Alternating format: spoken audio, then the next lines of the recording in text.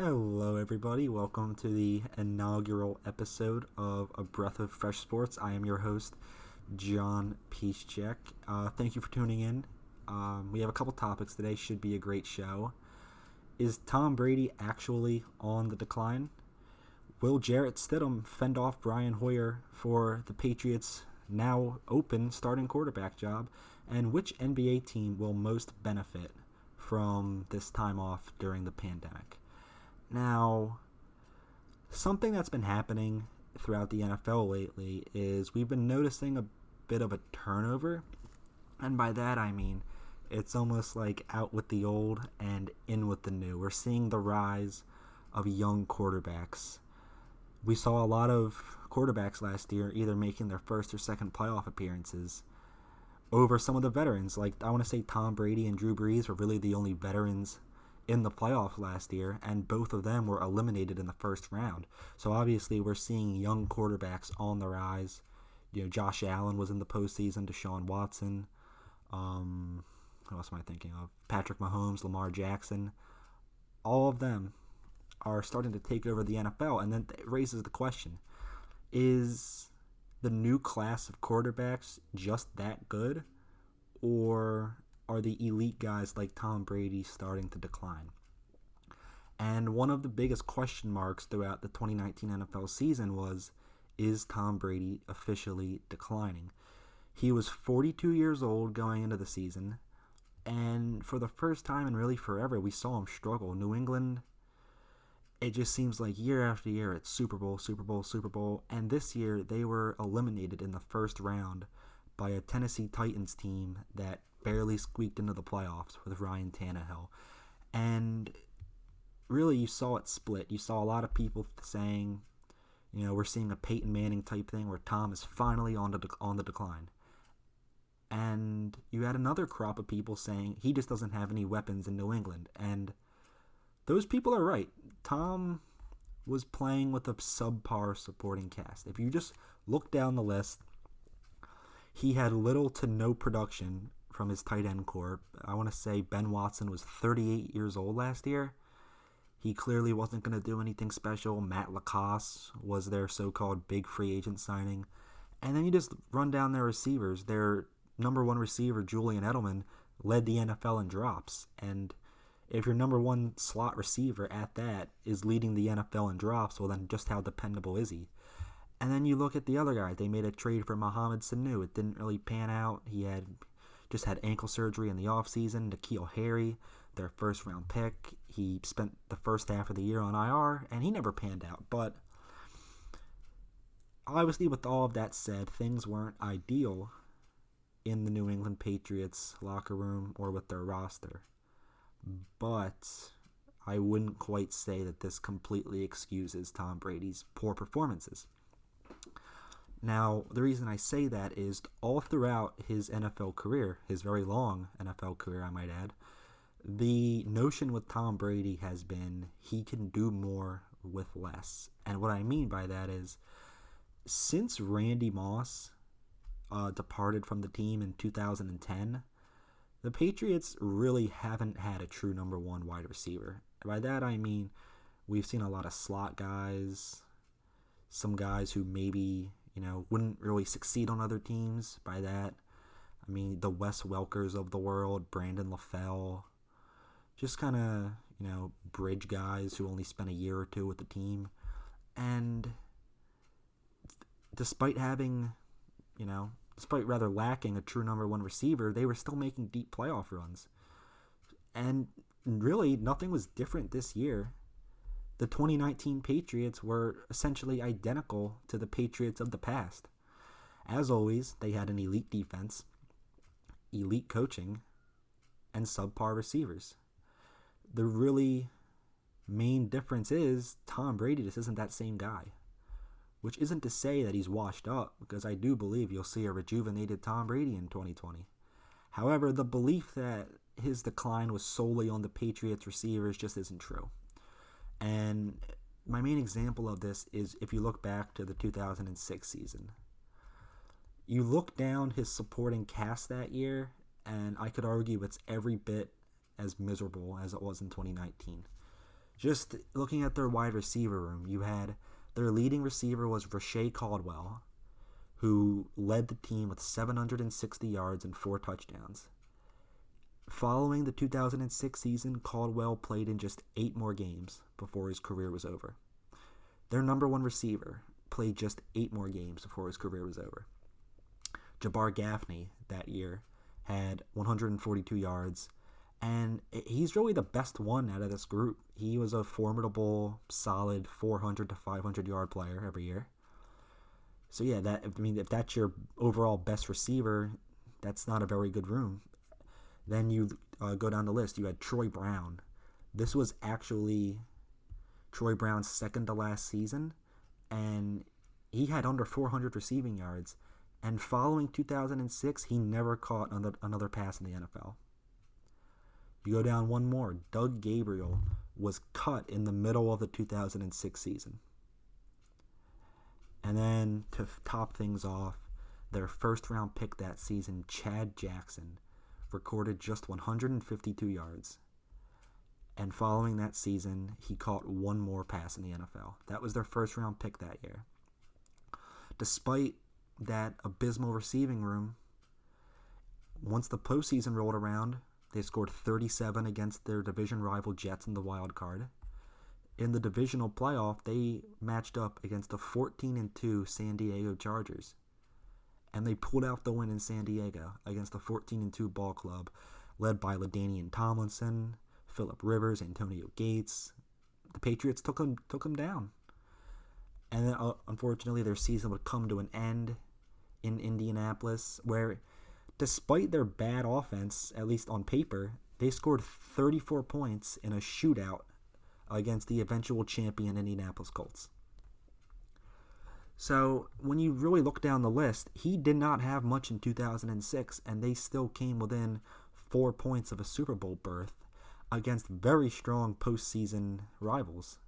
I mean, the Chargers were 14-2, and the Colts eventually won the Super Bowl against the Bears. And then you fast forward to this season, he had a very similar receiving core. And to sort of put things into context, the Tennessee Titans had 14 points in Foxborough with 15 seconds to go in a playoff game, and they had the lead. The Patriots lost a game at home in which the Titans offense scored just 14 points. And we're supposed to believe that nothing's changed. It was all the supporting cast. It's just not true. And to sort of put things into context, just 2 seasons ago, Tom Brady threw for a playoff record 505 yards in the Super Bowl with Chris Hogan and Danny Amendola as his outside receivers. And that was against the 4th-ranked Philadelphia defense. So if you truly believe that Tom Brady is the same athlete and it was just his supporting cast in New England, well, then that's just not true.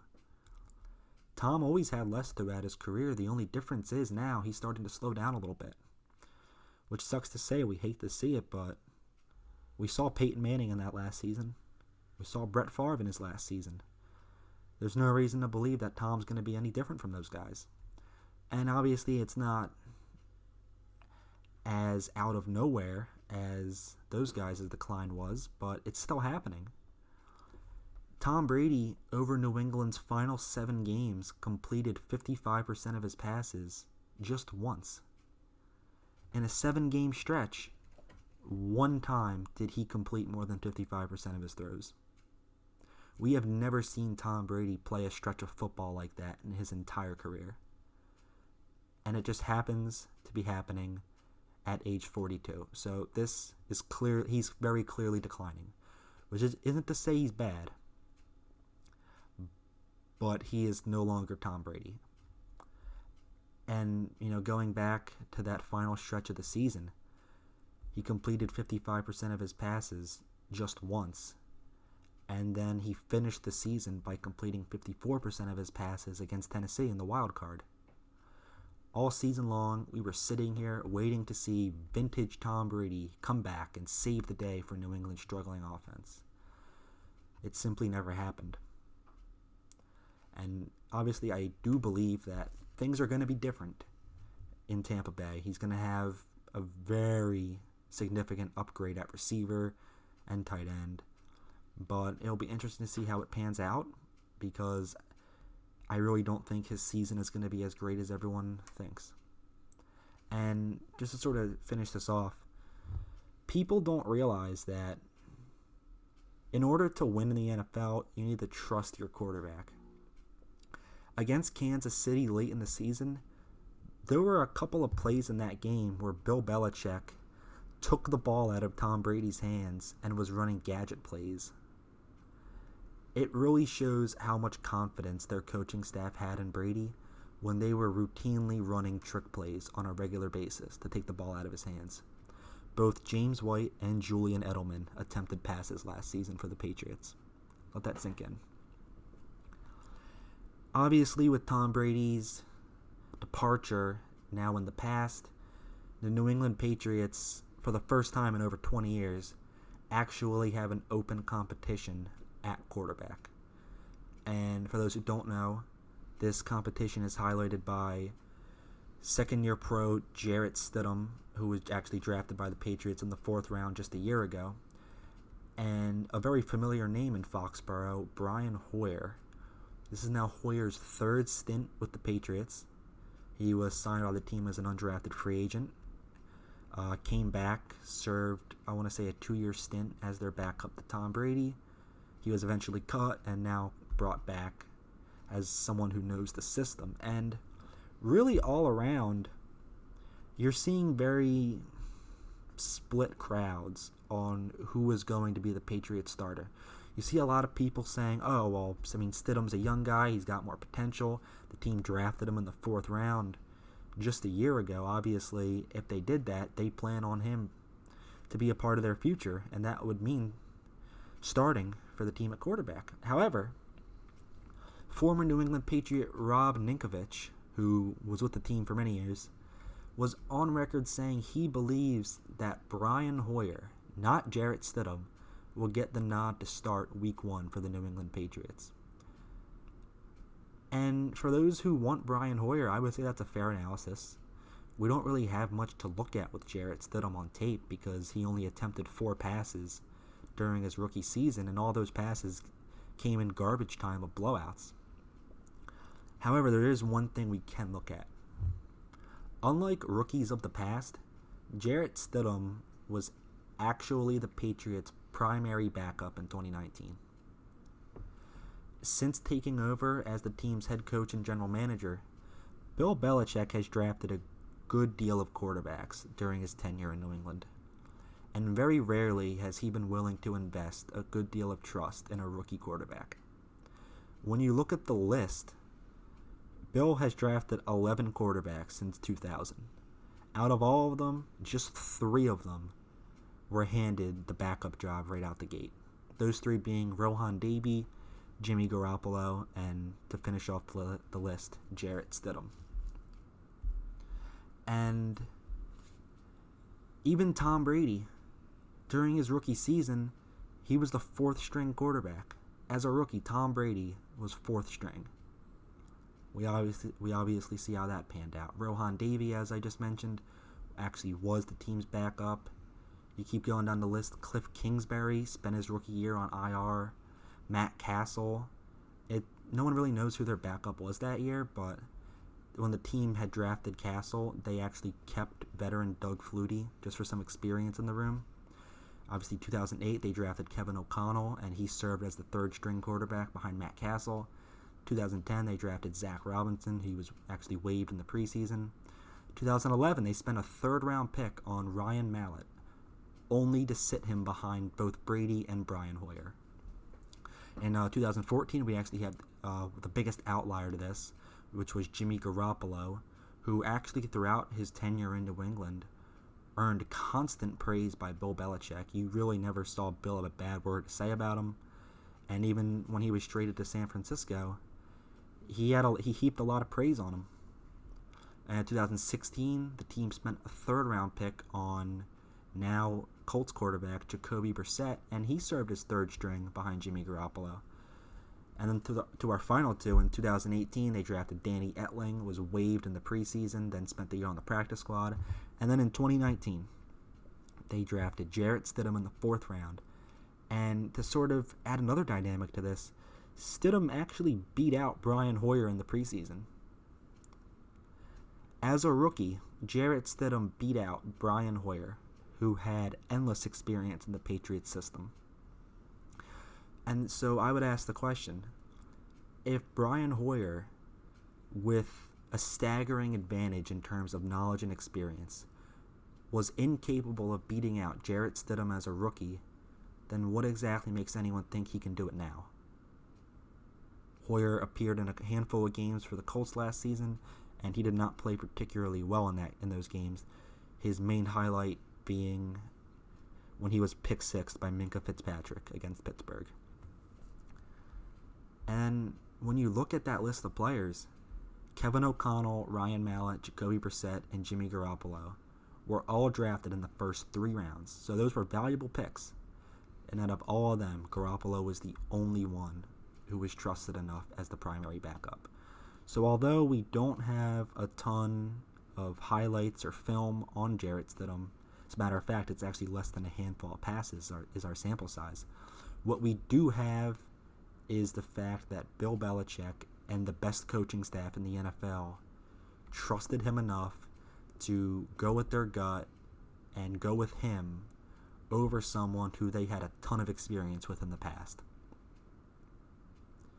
And we've seen what happens when Bill Belichick trusts these quarterbacks. Jimmy Garoppolo was just the starting quarterback on the Super Bowl runner-up. Obviously, the jury is still out on Jarrett Stidham.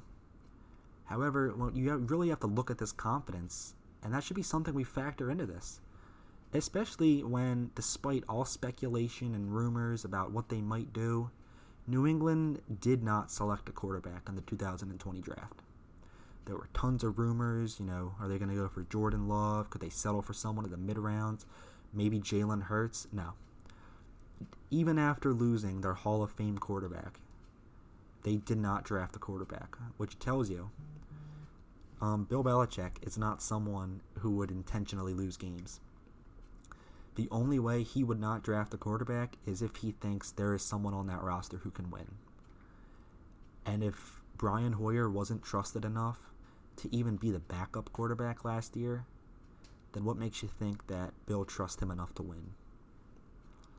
So, to sort of top things off, I really do think Jarrett Stidham is going to beat out Brian Hoyer. It's just, you look at Stidham as a rookie, you have to imagine he's getting better, especially after spending a year sitting behind Tom Brady. And even Tom Brady had a lot of lingering injuries in practice throughout 2019 that actually forced Stidham into receiving a good deal of first-team reps in practice. So I really do think Jarrett Stidham is a lot more NFL ready than people are giving him credit for. Bill Belichick trusts him. Bill Belichick is more than happy to give the ball to Jarrett Stidham, especially when you look at what they passed on in favor of Stidham. They could have had Andy Dalton. They could have had Cam Newton. They still can have Cam Newton, and they're electing not to do it. They could have re-signed Tom Brady, but it really didn't even seem like they were interested in the Brady sweepstakes. They just kind of sat back, and I think that's because they know that their quarterback is on that roster. And if all signs were pointing the right direction, that quarterback is going to be Jarrett Stidham. The only question is, how is he going to do with a shortened off season? Obviously, he's being thrown into the fire. There's no doubt about that. But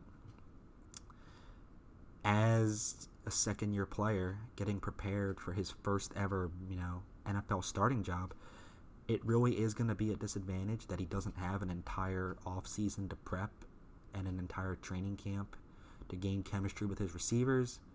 So that can obviously factor in. It should be an interesting showdown regardless of how the whole pandemic plays out.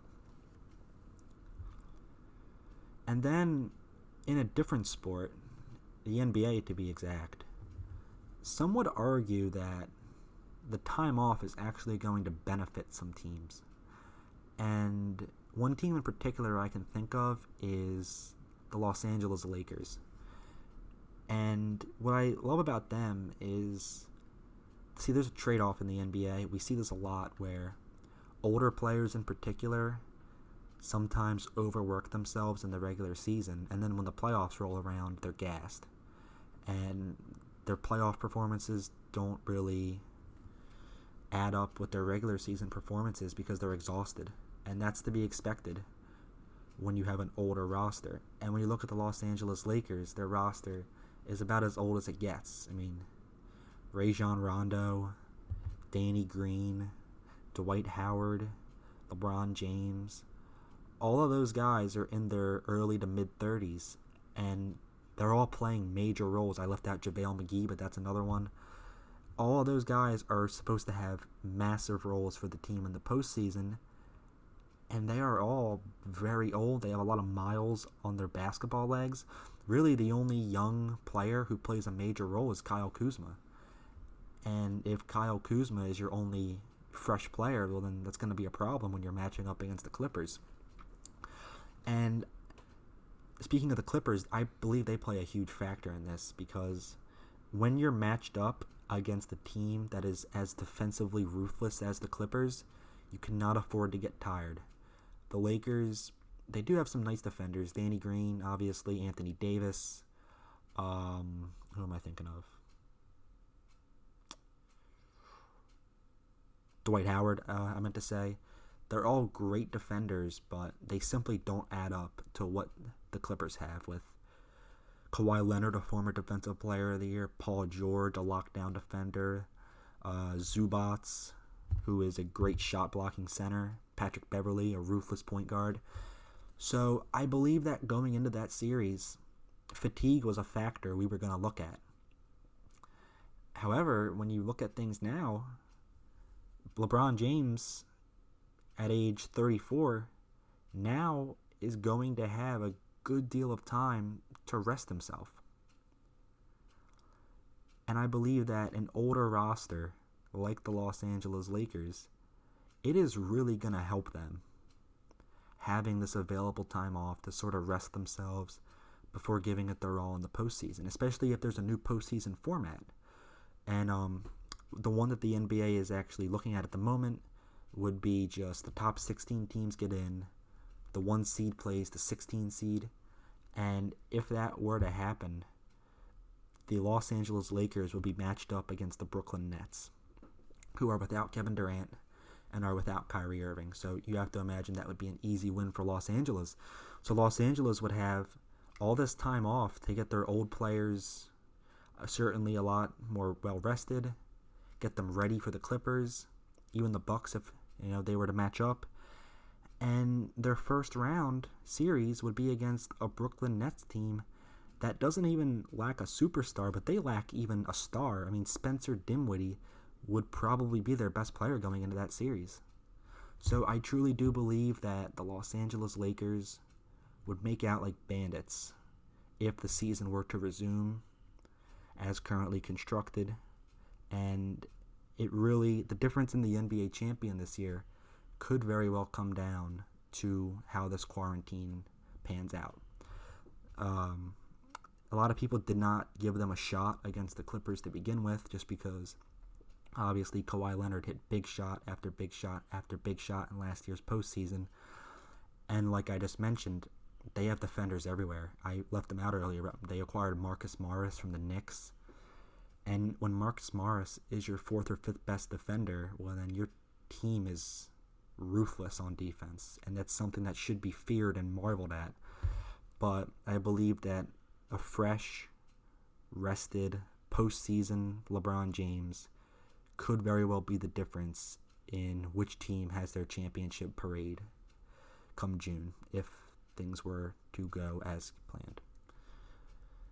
Anyways, thank you all for watching. If you actually enjoyed this show, feel free to hit subscribe or even follow me if you're watching on Podbean. And this will be a regular thing on Thursdays. Actually, if you want to see the next episode, just tune in next Thursday at noon, where you can find episode 2. Thank you all so much for watching. I appreciate everything, and have a nice day.